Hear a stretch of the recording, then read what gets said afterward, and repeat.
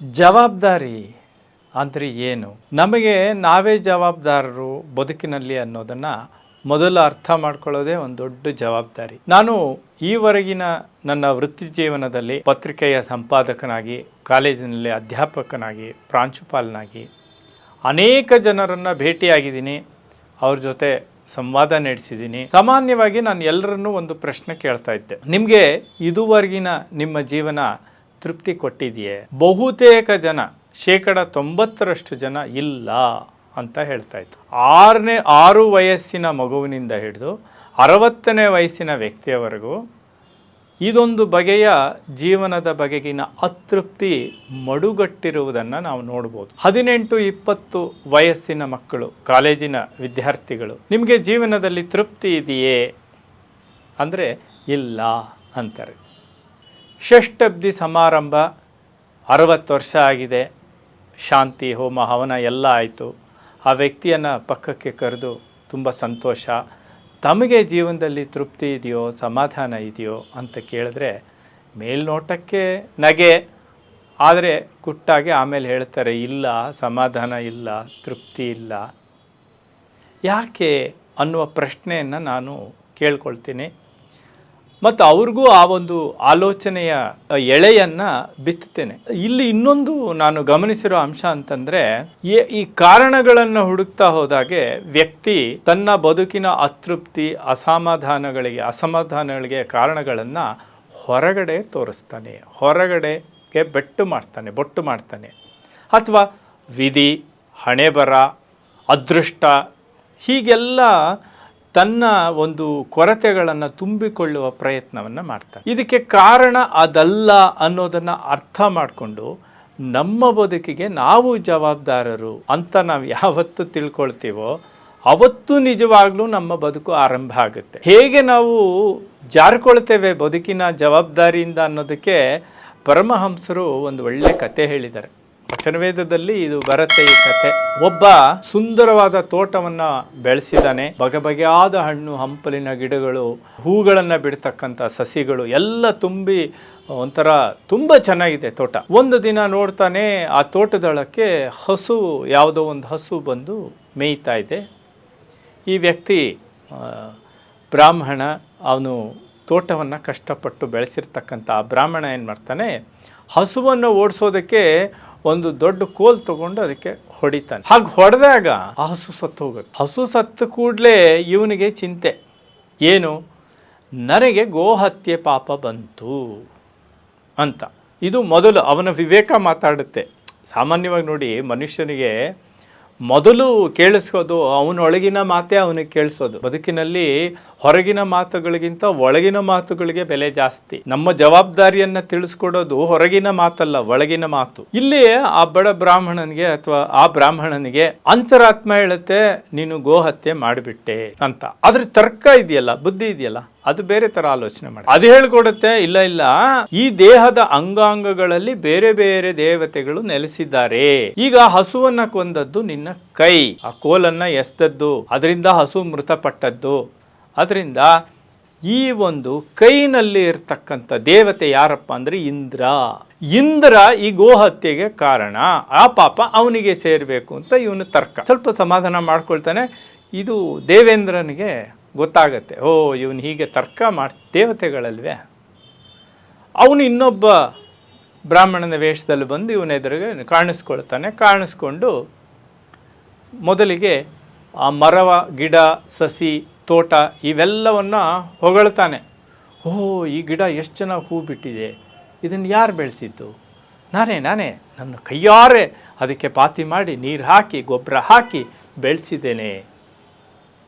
ಈ ಮರ ಇಷ್ಟೊಂದು ಫಲ ಕೊಟ್ಟಿದೆ, ಎಷ್ಟು ಗಟ್ಟಿಯಾಗಿ ನಿಂತಿದೆ. ಇದನ್ನು ನಾನು ಕಳೆದ 20 ವರ್ಷದಿಂದ ಬೆಳೆಸಿದ್ದೇನೆ, ಅದನ್ನು ರಕ್ಷಣೆ ಕೊಟ್ಟಿದ್ದೇನೆ, ನನ್ನ ಕೈಯಾರೆ ಇದನ್ನು ಪೋಷಿಸಿದ್ದೀನಿ. ಹಾಗೆ ಮುಂದಕ್ಕೆ ಬರ್ತಾ ಅಲ್ಲಿ ಹಸು ಸತ್ತು ಬಿದ್ದಿರುತ್ತೆ. ಇಂದ್ರ ತೋರಿಸ್ತಾನೆ ಹಸುವನ್ನ ಆತನಿಗೆ. ಮರ, ಗಿಡ ಇವೆಲ್ಲವನ್ನ ಬೆಳೆಸಿದ್ದು ನಿನ್ನ ಕೈ, ಆದರೆ ಹಸುವನ್ನ ಕೊಂದದ್ದು ಮಾತ್ರ ಇಂದ್ರ, ಹೌದಾ ಅಂತ ಹೇಳಿ ಅವನು ಮಾಯ ಆಗ್ತಾನೆ. ಈ ಕತೆ ಯಾಕೆ ಹೇಳಿದ್ವಿ ಅಂದರೆ, ನಮ್ಮ ಬದುಕಿನಲ್ಲಿ ನಡೆಯುವಂತಹ ಎಲ್ಲ ಘಟನೆಗಳಿಗೆ, ಎಲ್ಲ ಪ್ರತಿಕ್ರಿಯೆಗಳಿಗೆ ನಾವು ಕಾರಣ. ಅಂತ. ವಿಧಿಗೆ ಎಲ್ಲವನ್ನ ಒಪ್ಪಿಸಬಾರ್ದು. ನಮ್ಮ ಇಡೀ ಬದುಕನ್ನು ವಿಧಿಗೆ ಒಪ್ಪಿಸದೆ ಗಟ್ಟಿಯಾಗಿ ನಿಲ್ಲುವ ವಿವೇಕವನ್ನು ಕುರಿತು ಕಗ್ಗದಲ್ಲಿ ಒಂದು ಸೊಗಸಾದ ಪದ್ಯ ಇದೆ. ನರಜೀವನದ ರಣದಿ ವಿಧಿಯ ಬಲವೊಂದು ಕಡೆ, ಚಿರವಿವೇಕದಿ ಬೆಳೆದ ನಲುಮೆಯೊಂದು ಕಡೆ, ಉರುಬುತಿರೆ ಪುರುಷಂಗೆ ನಲುಮೆಯುಳಿತವೆ ಗೆಲುವು, ಪುರುಷತನವೇ ವಿಜಯ ಮಂಕುತಿಮ್ಮ. ಇಲ್ಲಿ ಎರಡು ಸೊಗಸಾದ ಅಂಶಗಳನ್ನು ನಾನು ತಮ್ಮ ಮುಂದೆ ತರೋದಕ್ಕೆ ಇಷ್ಟಪಡ್ತೇನೆ. ಪದಗಳನ್ನು ಎಷ್ಟು ಸಮಯ ಒಂದು ಉಚಿತವಾಗಿ, ಇಲ್ಲಿ ಸಂದರ್ಭದ ಔಚಿತ್ಯ ಒಂದು, ಇನ್ನೊಂದು ಆ ರೂಪಕವನ್ನು ಅವರು ನಮ್ಮ ಮುಂದೆ ಇಡುವ ಕ್ರಮ, ವಿಧಿ, ಪೌರುಷ, ಪುರುಷ ಪ್ರಯತ್ನ ಇವುಗಳನ್ನೆಲ್ಲ ಹೇಗೆ ಹೊಂದಿಸಿದ್ದಾರೆ ನೋಡಿ. ನರಜೀವನದ ರಣದಿ ವಿಧಿಯ ಬಲ ಒಂದು ಕಡೆ, ವಿಧಿ ನಮ್ಮನ್ನು ಒಂದು ಕಡೆ ಎಳಿತಾ ಇರುತ್ತಂತೆ ನರರ ಜೀವನದಲ್ಲಿ. ಇನ್ನೊಂದು ಕಡೆ ಚಿರವಿವೇಕದಿ ಬೆಳೆದ ನಲುಮೆಯೊಂದು ಕಡೆ, ಅಂದರೆ ವಿವೇಕ ಪ್ರಜ್ಞೆ ಒಂದು ಕಡೆ ಎಳಿತಾ ಇದೆ, ವಿಧಿ ಒಂದು ಕಡೆ ಎಳಿತಾ ಇದೆಯಂತೆ. ಇಲ್ಲಿ ಉರುಬುತಿರೆ ಪುರುಷಂಗೆ ನಲುಮೆಯುಳಿತವೆ. ಉರುಬುವುದು ಅನ್ನೋ ಪದ ಇದೆಯಲ್ಲ, ಇದು ಬಳಸ್ಬೇಕಾದ್ರೆ ತುಂಬ ಆಲೋಚನೆ ಮಾಡಬೇಕು. ಉರುಬೋದು ಅಂದರೆ ಊದುಗೊಳವೆಯಲ್ಲಿ ಒಲೆಯನ್ನು ಯಾರು ಹಚ್ಚಿರ್ತಾರೆ ಅಥವಾ ಒಲೆಗೆ ಊದುಗೊಳವೆಯನ್ನು ಬಳಸಿರ್ತಾರೆ ಅವ್ರಿಗೆ ಇದರ ಸ್ವಾರಸ್ಯ ಗೊತ್ತು. ಊದುಗೊಳವೆಯನ್ನು ಬಳಸ್ಬೇಕಾದ್ರೆ ಮೊದಲು ನಾವು ಉಸಿರನ್ನು ಒಳಗೆ ಎಳ್ಕೋಬೇಕು, ಆಮೇಲೆ ಆ ಕೊಳವೆ ಎಲ್ಲ ಅದನ್ನು ಊದಬೇಕು. ಒಂದೇ ಸಮ ಊದಕ್ಕಾಗಲ್ಲ, ಉಸಿರು ಎಳ್ಕೋತಾ ಇರಬೇಕು, ಊದ್ತಾ ಇರಬೇಕು. ಇಲ್ಲಿ ಈ ಉಚ್ಛ್ವಾಸ ನಿಶ್ವಾಸಗಳನ್ನು ಹೇಗೆ ವಿಧಿ ಮತ್ತು ಪುರುಷ ಪ್ರಯತ್ನಕ್ಕೆ ಹೇಗೆ ಜೋಡಿಸ್ತಾರೆ ಕವಿ ನೋಡಿ, ಅದನ್ನು ನಿಮ್ಮ ಗಮನಕ್ಕೆ ಸೆಳೆದೆ. ಇದು ಈ ಉರುಬುವುದು ನಡೀತಾ ಇರುವಾಗ ಪುರುಷಂಗೆ ನಲುಮೆಯುಳಿತವೆ. ಆ ಒಂದು ಸಂತೋಷ ಸಿಗುತ್ತಲ್ಲ. ನಾವು ಊದುವಾಗ ಕಷ್ಟಪಡ್ತೀವಿ, ಒಲೆ ಉರಿಸ್ಬೇಕಾದ್ರೆ ಹಸಿ ಸೌದೆ ಆಗಿಬಿಟ್ರಂತೂ ತುಂಬ ಕಷ್ಟ, ಎದೆಲ್ಲ ಉರಿ ಬರುತ್ತೆ, ಕಣ್ಣೆಲ್ಲ ಉರಿ ಬರುತ್ತೆ. ಆದರೆ ಉರುಬುತಿರೆ ಪುರುಷಂಗೆ ನಲುಮೆಯುಳಿತವೆ ಅಂದರೆ ಆ ನಲುಮೆ ಉಳಿಯುತ್ತಲ್ಲ, ಸಂತೋಷ ಉಳಿಯುತ್ತಲ್ಲ. ಬೆಂಕಿ ಪ್ರಜ್ವಲಿಸ್ತು, ಒಲೆ ಹತ್ಕೊಳ್ತು, ಚೆನ್ನಾಗಿ ಆಯಿತು, ಆ ಒಂದು ನಲುಮೆಯುಳಿತವೆ ಗೆಲುವು, ಪುರುಷತನವೇ ವಿಜಯ. ಇದೇ ಪುರುಷತನ, ಇದು ನಿಜವಾದ ವಿಜಯ ಅಂತಾರೆ ಮಂಕುತಿಮ್ಮ. ಇದನ್ನು ಆ ವಿಧಿ ಮತ್ತು ಪುರುಷ ಪ್ರಯತ್ನದ ಸಂಯೋಗ ಇದೆಯಲ್ಲ, ಇದನ್ನು ಕಗ್ಗದ ಕವಿ ಹೀಗೆ ಕಟ್ಟಿಕೊಟ್ಟಿದ್ದಾರೆ ಅಂತ ಹೇಳ್ತಾ. ಆದರೆ ನಾವೇನು ಮಾಡ್ತೀವಿ, ಬದುಕಿನಲ್ಲಿ ನಾವು ವಿಧಿವಶರಾಗ್ಬಿಡ್ತೀವಿ, ಅಂದರೆ ವಿಧಿಯ ಕೈಗೆ ಸಿಕ್ಬಿಡ್ತೀವಿ ಅಂತ. ಹಾಗೆ ಸುಲಭ ಅದು. ಅಯ್ಯೋ ನನ್ನ ಹಣೆಯಲ್ಲಿ ಬರೆದಿಲ್ಲ, ನನ್ನ ಅದೃಷ್ಟ ಚೆನ್ನಾಗಿಲ್ಲ, ನಾನು ಚೆನ್ನಾಗಿ ಎಕ್ಸಾಮ್ ಬರೆದಿದ್ದೆ, ಮೇಷ್ಟ್ರು ಮಾರ್ಕ್ಸ್ ಕೊಡಲಿಲ್ಲ, ನಾನು ತುಂಬ ಕಷ್ಟಪಟ್ಟು ಬಿಸ್ನೆಸ್ ಮಾಡಿದೆ, ಲಾಸ್ ಆಗೋಯ್ತು. ಆಗಬಾರ್ದು ಅಥವಾ ಹೀಗೆಲ್ಲ ಆಗಬಾರ್ದು ಅಂತಲ್ಲ, ಒಟ್ಟಿನಲ್ಲಿ ಜವಾಬ್ದಾರಿಯನ್ನು ವಿಧಿವಶ ಮಾಡ್ತೀವಲ್ಲ, ಅದು ಸುಲಭ. ಇದು ಹೇಗಪ್ಪ ಅಂತಂದರೆ, ನೀರು ಯಾವ ಕಡೆ ಹರಿಯುತ್ತೋ ಆ ಕಡೆ ನಾವು ಈಜ್ಕೊಂಡು ಹೋಗೋದು ಸುಲಭ. ಆದರೆ ನಿಜವಾದ ವಿಜಯ, ಪುರುಷತನ ಎಲ್ಲಿದೆ ಅಂತಂದರೆ ನೀರಿನ ವಿರುದ್ಧ ಈಜುವುದರಲ್ಲಿ. ಅದಕ್ಕೇನೇನು ಬೇಕು, ಅದರ ಕಾಂಪೊನೆಂಟ್ ಏನು, ಅದರ ಒಳಗಿನ ಅಂಶಗಳೇನು? ವಿವೇಕ ಮತ್ತು ಸಂಕಲ್ಪ. ವಿವೇಕ ಮತ್ತು ಸಂಕಲ್ಪ. ಸಂಕಲ್ಪ ಅಂದರೆ ಇಚ್ಛಾಶಕ್ತಿ, ತಾನು ಇದನ್ನು ಮಾಡ್ತೇನೆ, ನಾನು ಇದನ್ನು ಸಾಧಿಸ್ತೇನೆ ಅನ್ನೋ ಸಂಕಲ್ಪ. ಅದಕ್ಕೆ ವಿವೇಕವನ್ನು ಜೋಡಿಸ್ಬೇಕು. ಹೇಗೆ ಮಾಡೋದು, ಹೇಗೆ ಗೆಲುವನ್ನು ಸಾಧಿಸಬೇಕು, ಹೇಗೆ ವಿಧಿಯನ್ನು ಮೀರಬೇಕು. ವಿಧಿ ಹೇಳುತ್ತೆ ನಿಜ, ಆದರೆ ಅದನ್ನು ಮೀರೋದು ಹೇಗೆ ಅನ್ನೋದನ್ನು ಕೂಡ ನಾವು ಅನೇಕ ಪ್ರಸಂಗಗಳಲ್ಲಿ ನೋಡ್ತೇವೆ.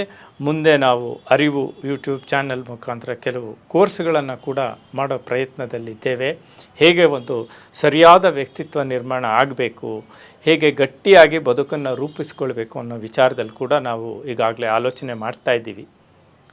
ವಿಧಿವಶರಾಗಬಾರ್ದು. ಪುರುಷ ಪ್ರಯತ್ನ ಇದ್ದಾಗ ಮಾತ್ರ ವಿಜಯ ಕುಸುಮ ಮಾಲೆ, ಇಲ್ಲದೇ ಇದ್ದರೆ ಬರೀ ಕುಸುಮ ಮಾಲೆ. ಹೀಗಾಗಿ ಇದೊಂದು ಬಹಳ ಮುಖ್ಯವಾದ ವಿಷಯ. ಜವಾಬ್ದಾರಿ ಮತ್ತು ಸಾರ್ವತ್ರಿಕ ಮೌಲ್ಯ, ಇವುಗಳ ಸಂಬಂಧ ಏನು ಅಂತ ನೋಡಿ. ಸಣ್ಣ ಉದಾಹರಣೆ. ಮಹಾತ್ಮ ಗಾಂಧಿಯವರು ತಮ್ಮ ಜೀವನದ ಎಲ್ಲ ಮೌಲ್ಯಗಳನ್ನು, ತಾವು ನಂಬಿದಂಥ ವಿಚಾರಗಳನ್ನು ತಮ್ಮ ಜೀವನದಲ್ಲಿ ಅಳವಡಿಸ್ಕೊಂಡು ಅಲ್ಲಿಗೆ ನಿಲ್ಲಿಸಲಿಲ್ಲ. ವ್ಯಕ್ತಿಯಲ್ಲಿ ಯಾವಾಗ ಅದು ಮೌಲ್ಯ ಗಟ್ಟಿಯಾಗಿ ನಿಲ್ಲುತ್ತೋ ಅವನು ಅದನ್ನು ಸಾರ್ವತ್ರಿಕವಾಗಿ ನೋಡುವ ಪ್ರಯತ್ನವನ್ನು ಮಾಡ್ತಾನೆ. ಹೊರ ಜಗತ್ತಿನಲ್ಲಿಯೂ ಅದರ ಪ್ರತಿಫಲನವನ್ನು ಕಾಣುವಂಥ ಪ್ರಯತ್ನವನ್ನು ಮಾಡ್ತಾನೆ.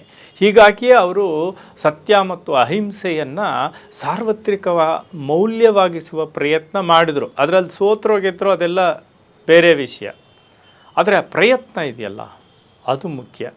ಯಾಕೆಂದರೆ ಅವರ ಪ್ರಯತ್ನ ಮಾಡಿಸಿದ್ರ ಫಲಿತವೇ ಎಷ್ಟೋ ವರ್ಷಗಳಾದ ಮೇಲೆ ನಮಗೆ ಸ್ವಾತಂತ್ರ್ಯವನ್ನು ದಕ್ಕಿಸಿಕೊಡ್ತು ಅಂತ. ಅಂದರೆ ಸಮಾಜದಲ್ಲಿ ಒಂದು ಮೌಲ್ಯ ಸ್ಥಾಪನೆ ಆಗಬೇಕು, ಜವಾಬ್ದಾರಿ ಅನ್ನೋ ಮೌಲ್ಯ ಸ್ಥಾಪನೆ ಆಗಬೇಕು ಅಂತ 1982ರಲ್ಲಿ ಸ್ವಾಮಿ ವಿವೇಕಾನಂದರನ್ನ ಕೆಲವರು ಪ್ರಶ್ನೆ ಮಾಡಿದ್ರು, ಭಾರತಕ್ಕೆ ಯಾವಾಗ ಸ್ವಾತಂತ್ರ್ಯ ಸಿಕ್ಕಬಹುದು ಅಂತ 1902ರಲ್ಲಿ. ಅದಕ್ಕೆ ವಿವೇಕಾನಂದರು ಹೇಳಿದ್ರು, freedom I can get it tomorrow, where are men. ಸ್ವಾತಂತ್ರ್ಯವನ್ನು ನಾನು ನಾಳೆ ಬೆಳಗ್ಗೆ ನಿಮಗೆ ತಂದು ಕೊಡಬಲ್ಲೆ, ಆದರೆ ಅದಕ್ಕೆ ಸಮರ್ಥರಾದಂಥ ಮನುಷ್ಯರು ಎಲ್ಲಿದ್ದಾರೆ? ಈಗ ಅರ್ಥ ಆಯ್ತಲ್ಲ, ಜವಾಬ್ದಾರಿ. ಎಲ್ಲಿವರೆಗೆ ನಾವು ಸ್ವಾತಂತ್ರ್ಯವನ್ನು ಪಡೆದುಕೊಳ್ಳುವಂತಹ ಗುಣವನ್ನು ಒಳಗೆ ಆರೋಪಿಸಿಕೊಳ್ಳಲಿಲ್ಲವೋ ಒಂದು ಸಮಾಜವಾಗಿ, ಅಲ್ಲಿವರೆಗೆ ನಮಗೆ ಸ್ವಾತಂತ್ರ್ಯ ಸಿಗಲಿಲ್ಲ. 1902ರಲ್ಲಿ ವಿವೇಕಾನಂದರು ಹೇಳಿದ್ದು, 1947ರಲ್ಲಿ ನಮಗೆ ಸ್ವಾತಂತ್ರ್ಯ ಸಿಕ್ತು. ಅಂದರೆ ಸಮಾಜದಲ್ಲಿ ಆಂತರಿಕವಾಗಿ ಪರಿವರ್ತನೆಗಳು ಆದವು ಅನ್ನೋದು ಗಮನೀಯ ಅಂಶ. ಇದು ಹೇಗೆ ಅಂತ ನಾವು ಆಲೋಚನೆ ಮಾಡ್ಬೋದು. ನೋಡಿ, ನನ್ನ ನೆಚ್ಚಿನ ಕವಿ ಗಿಬ್ರಾನ್ ಹೇಳ್ತಾನೆ, the wrongdoer cannot do wrong. ಈ ವಾಕ್ಯ ತುಂಬ ಸೊಗಸಾಗಿದೆ. The wrongdoer cannot do wrong without the hidden will of you all. Without the hidden will of you all. The wrongdoer cannot do wrong without the hidden will of you all. ಇದೆಲ್ಲಿಗೆ ನಾವು ಸಂಬಂಧ ಕಲ್ಪಿಸ್ಬೋದು ನೋಡಿ. ಜವಾಬ್ದಾರಿ ಅನ್ನೋದು ಸಾರ್ವತ್ರಿಕ ಮೌಲ್ಯ ಆಗದೆ ಹೋದರೆ ಸಮಾಜದಲ್ಲಿ ಕುಸಿತ ಆಗ್ತಾ ಇರುತ್ತೆ. ಆ ಕುಸಿತಕ್ಕೆ ಯಾವುದೋ ಕೆಲವು ನಿರ್ದಿಷ್ಟ ವ್ಯಕ್ತಿಗಳು ಕಾರಣ ಅಲ್ಲ, ನಾವು ನೀವೆಲ್ಲರೂ ಕೂಡ ಕಾರಣ. ಬೈಬಲ್, ಕ್ರಿಸ್ತನ ಒಂದು ಘಟನೆ ನೆನಪಿದೆ ಅಲ್ಲ, ಈತೆ ಕುಲಟೆ, ಈತ ಇವಳು ಪತಿತೆ, ಇವಳು ಕುಲಟೆ ಅಂತ ಕಟಕಟೆಯಲ್ಲಿ ನಿಲ್ಲಿಸಿ, ಮಾರ್ಕೆಟ್ ಪ್ಲೇಸಲ್ಲಿ ನಿಲ್ಲಿಸಿ ಕಲ್ಲೆಸಿಬೇಕು ಅಂದಾಗ ಕ್ರಿಸ್ತ ಏನು ಹೇಳ್ತಾನೆ? ಯಾರು ಪಾಪ ಮಾಡಿಲ್ಲವೋ ಅವನು ಮೊದಲು ಕಲ್ಲೆಸಿಲಿ. ದ ರಾಂಗ್ ಡೂಯರ್ ನೋಡಿ, cannot do wrong without the hidden will of you all. ಆ ಜವಾಬ್ದಾರಿ ಅನ್ನೋದು ವೈಯಕ್ತಿಕವೂ ಹೌದು, ಸಾಮಾಜಿಕವೂ ಹೌದು, ವ್ಯಷ್ಟಿಯೂ ಹೌದು, ಸಮಷ್ಟಿಯೂ ಹೌದು. ನಮ್ಮ ಬದುಕಿಗೆ ನಾವು ಜವಾಬ್ದಾರರು, ನಮ್ಮ ಸಮಾಜಕ್ಕೆ ನಾವು ಜವಾಬ್ದಾರರು, ನಮ್ಮ ವಿಜಯಕ್ಕೆ ನಾವು ಜವಾಬ್ದಾರರು, ನಮ್ಮ ಸೋಲಿಗೆ ನಾವು ಜವಾಬ್ದಾರರು. ಈ ಜವಾಬ್ದಾರಿಯನ್ನು ಅರಿತುಕೊಂಡು ಬದುಕುವ ಪ್ರಯತ್ನವನ್ನು ನೀವು ಮುಂದುವರಿಸೋಣ. ಅರಿವಿನಲ್ಲಿ ನೀವು ಈ ಬಗೆಯ ಚರ್ಚೆಗಳನ್ನು, ವಿಚಾರ ಪ್ರಚಾರವನ್ನು ನೋಡ್ತಾ ಇರ್ತೀರ. ದಯವಿಟ್ಟು ಸಬ್ಸ್ಕ್ರೈಬ್ ಮಾಡಿ ನೋಡಿ. ಸಬ್ಸ್ಕ್ರೈಬ್ ಮಾಡದೆ ಕೆಲವರು ನೋಡ್ತಾ ಇರೋದು ನಮ್ಮ ಗಮನಕ್ಕೆ ಬಂದಿದೆ. ಹೀಗಾಗಿ ಸಣ್ಣ ಕೆಲಸ, ಆ ಬೆಲ್ ಬಟನ್ನ ಒತ್ತಿದ್ರೆ ಮುಗೀತು. ನೀವು ನಮ್ಮ ಜವಾಬ್ದಾರಿಗಳನ್ನು ನಡೆಸ್ಕೊಂಡು ಹೋಗೋದಕ್ಕೆ ಸುಲಭ ಆಗುತ್ತೆ ಅಂತ ಹೇಳ್ತಾ ನಮಸ್ಕಾರ.